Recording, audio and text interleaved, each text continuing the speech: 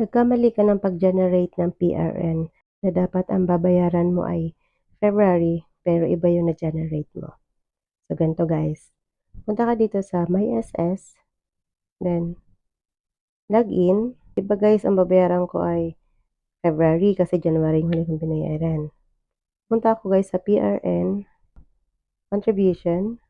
So, yan guys, mali guys yung babayaran ko. Na dapat, ang babayaran ko lang ay 750 pero ang napindot ko ay 1,200. So, paano ko nga ba yung papalitan?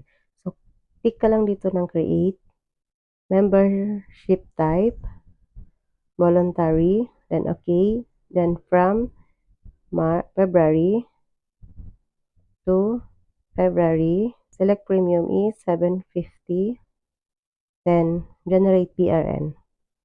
So, guys, ayan. So, ayan na guys. Balik tayo nga guys dun sa kanina. So, ayan, napalitan guys yung dati. Okay? So, kung gusto niyo naman guys malaman kung paano bayaran yung PRN na yan, so comment kayo sa baba at gagawa ko ng tutorial. Yun lang. Bye!